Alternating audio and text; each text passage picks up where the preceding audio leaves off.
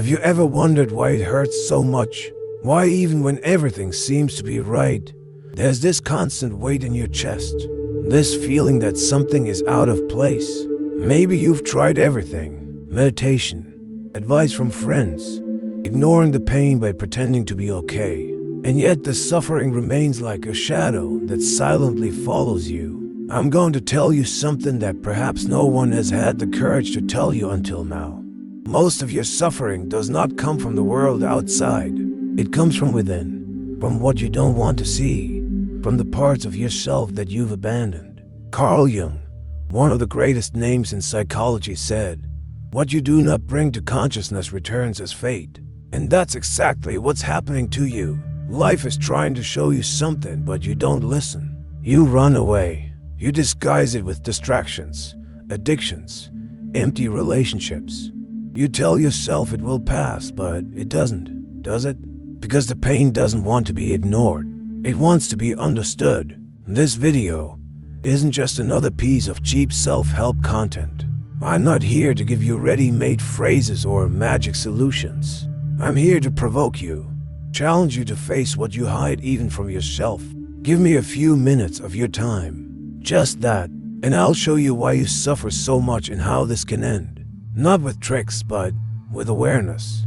Maybe you're at the bottom of a well right now. Maybe you're on the verge of a breakdown, smiling on the outside while screaming on the inside. Or maybe you've learned to function with the pain as if it were a part of you. Wherever the case may be, I have a hard truth to deliver to you. Suffering continues only because you haven't yet had the courage to look at its root. Jung dedicated his life to mapping this dark terrain, the terrain of the human soul. He knew that only those who dive into their own darkness can find true light. So, if you're willing to face this with me, I promise you one thing.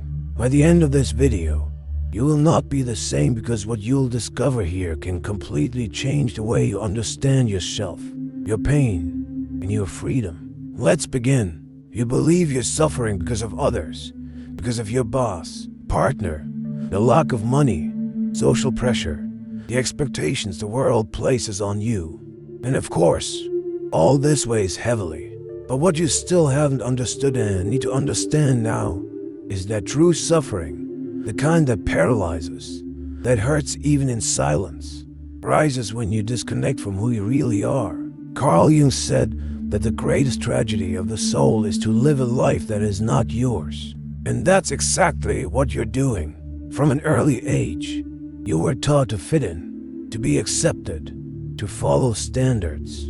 And little by little, you drifted away from yourself. You became a character to please, a puppet to avoid disturbing. You silenced your desires, repressed your emotions, swallowed your anger, suffocated your sadness.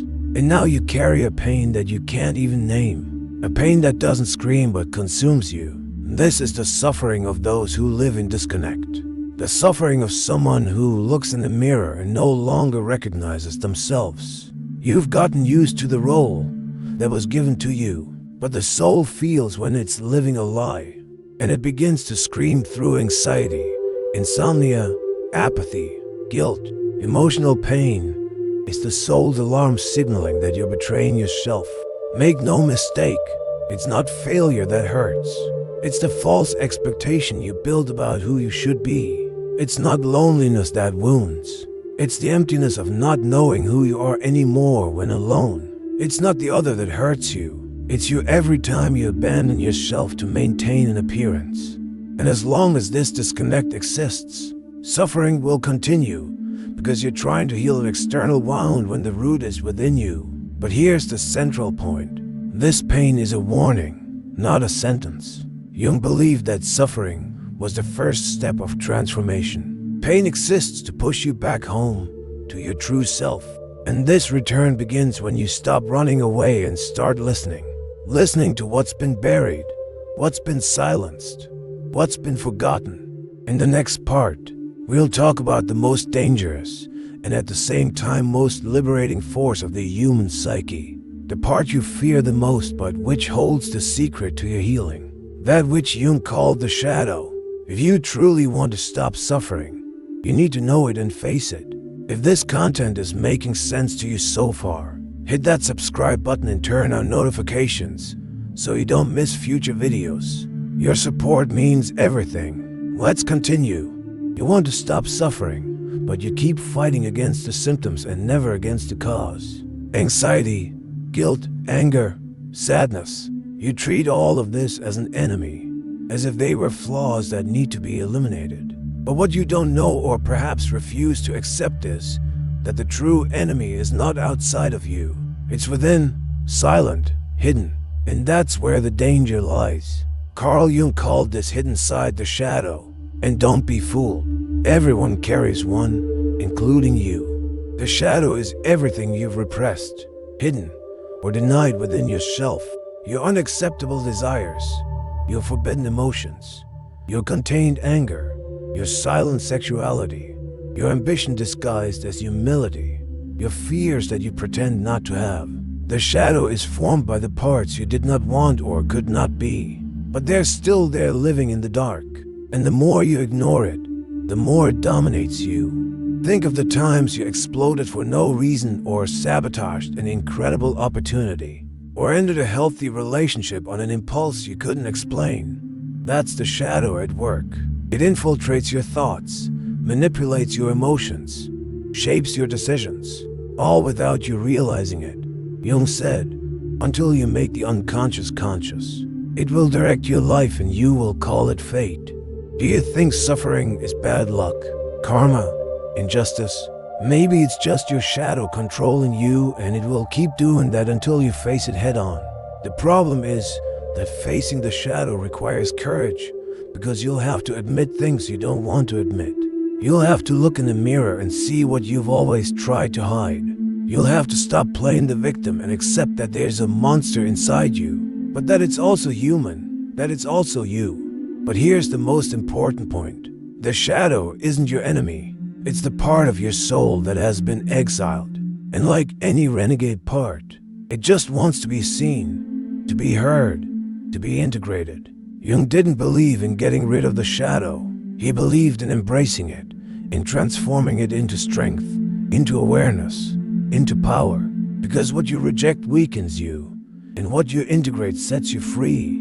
In the next part, you'll discover what to do with this shadow now that it's before you. We'll talk about the path of courage, the beginning of real healing, and how to take the first step to reclaim your fragmented soul. Because knowing the shadow is just the beginning. What you do with it is what changes everything. You've come this far, faced the truth of your disconnection, looked into the eyes of your shadow, and now comes the most decisive moment, the confrontation. It's not enough to simply understand what lies behind your suffering. Understanding is the beginning, but healing requires action. Courageous, raw, and often painful action. Because now you'll need to do something that most never do. Cross the internal hell with your eyes wide open. Carl Jung was clear. The journey to the self goes through a path that few have the courage to follow. And this is not the absence of fear. It's movement even in fear. Facing the unconscious is walking through a dark territory where you control nothing. It's letting go of the mask, dropping the victim role, and accepting that there's a part of you that contributes to your own suffering. This requires brutal honesty. It requires you to stop lying to yourself. But what does it mean in practice to face the unconscious? It means starting to listen to what your body screams when your mind insists on ignoring it. That stomach pain when you're with the wrong person. That tightness in your chest that visits you when you accept yet another situation. That diminishes you. That inexplicable fatigue that appears every time you force a fake smile. All of this is the unconscious trying to save you, not destroy you. You can start with small actions. Write down dreams. Observe emotional triggers. Reflect on patterns that have repeated for years. Every time something throws you off balance, there's a hidden message. The unconscious speaks in symbols. And your task now is to decipher. Not in a hurry, not with judgment, but with presence. With a willingness to truly listen to yourself. Not to comfort yourself, but to confront yourself. One of the most powerful ways to do this is through deep writing. Sit down every day and write as if you were confessing your darkest secrets to yourself. Write what you feel ashamed to feel, what you're afraid to admit, what you've never dared to say out loud. Because when those words escape the prison of silence, they lose the power to destroy you. Another indispensable tool is the therapeutic mirror. Whether with a psychologist or with someone qualified to help you interpret the signals your mind is sending you. Jung said that the unconscious is not a garbage dump, but a living intelligence.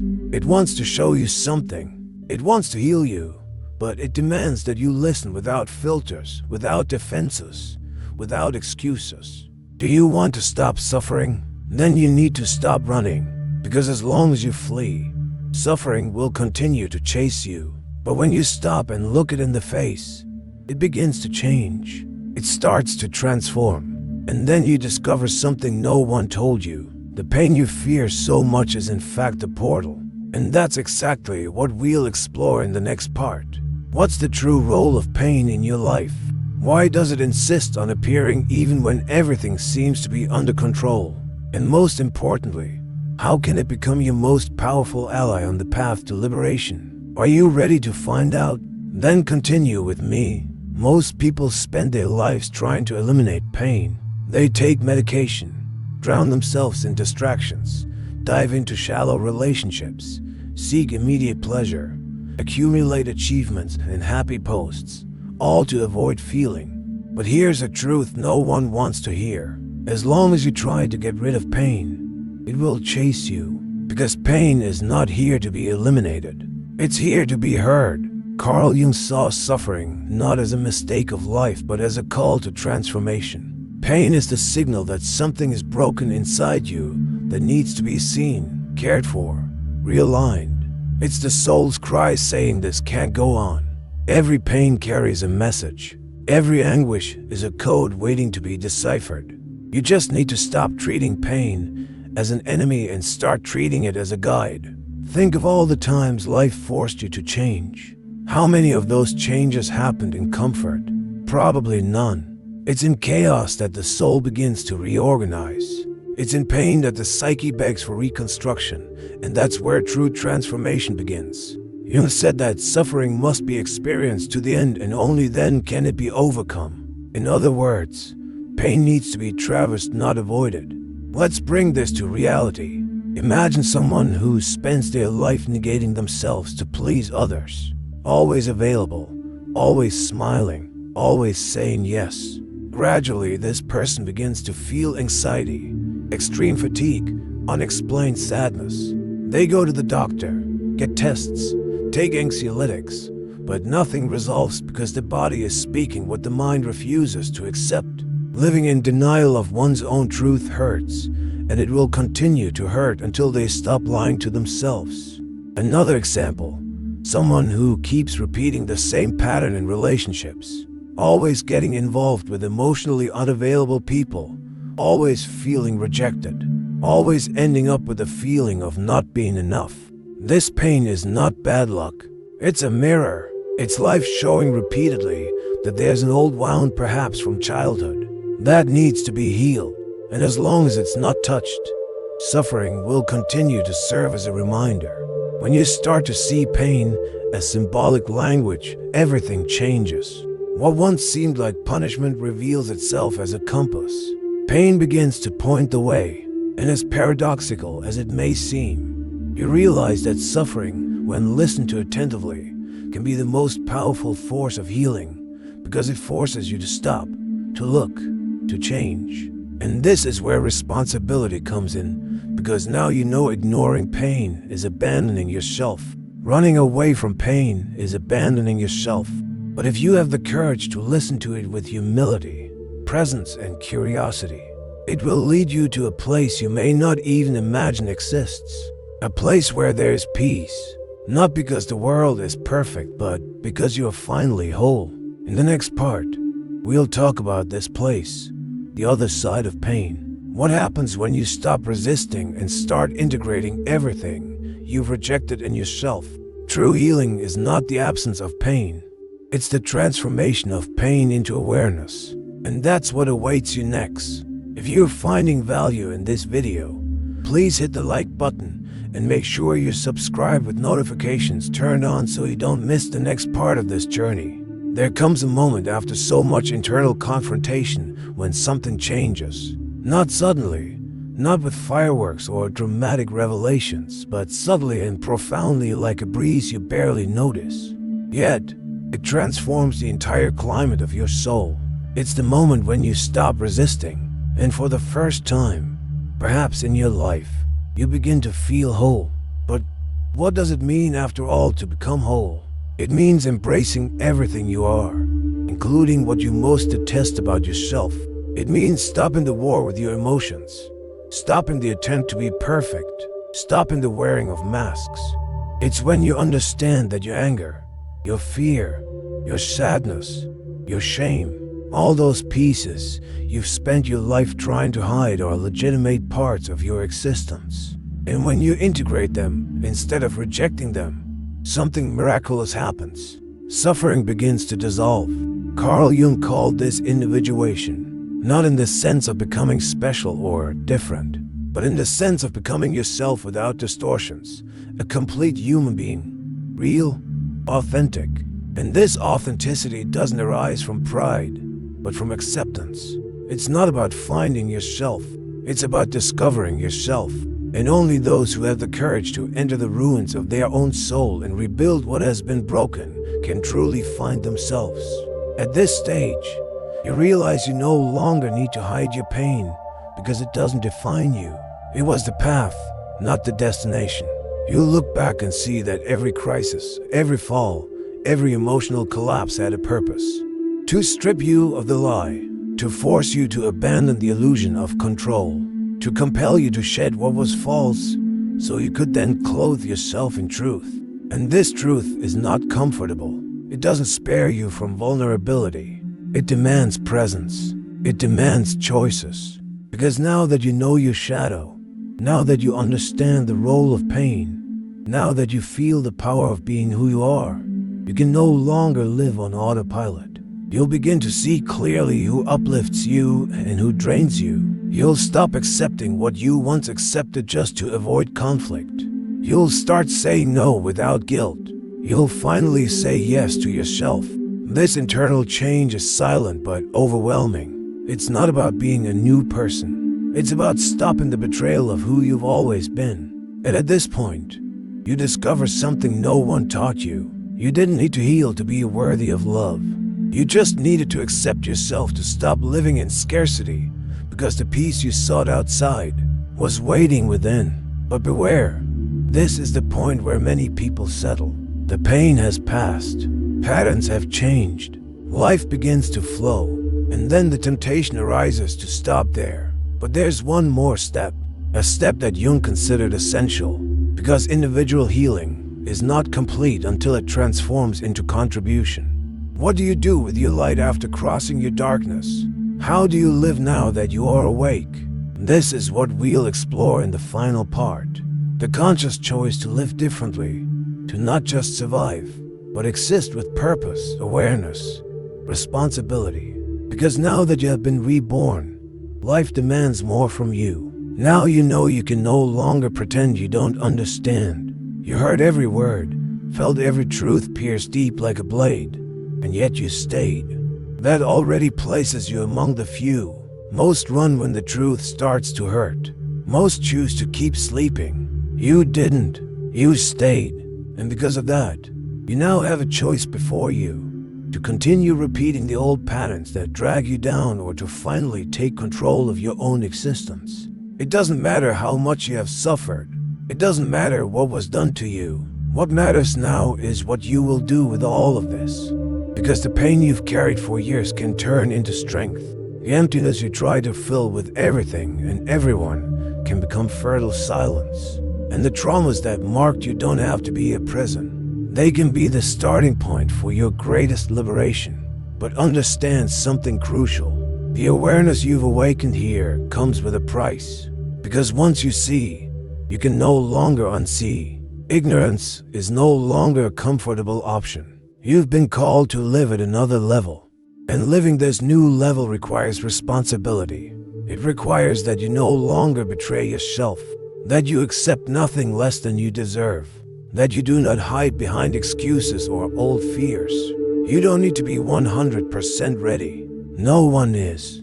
What you need is to decide, to choose every day to live consciously, to look at yourself with firmness, with compassion, with truth, and most importantly, to act. Because knowledge without action is just another form of self-deception. Carl Jung said that individuation, this process of becoming whole, is a journey for a lifetime. And today perhaps was your first real step on that journey. Perhaps for the first time you understood that you are not broken. You are in process, under construction. And the suffering was not a punishment. It was a calling, a cry from your soul for you to come back home. Now tell me, what was the point of this video that hit you the hardest? What truth shook you inside? Comment below. Write as if it were a commitment to yourself. When you verbalize, you anchor. And who knows? Your experience might also help someone else going through this right now. If you found value in this video, please give it a thumbs up and make sure you're subscribed with notifications turned on. There's a lot more content coming that will help you continue this journey of self-discovery and healing. Thank you for watching, and I'll see you in the next video.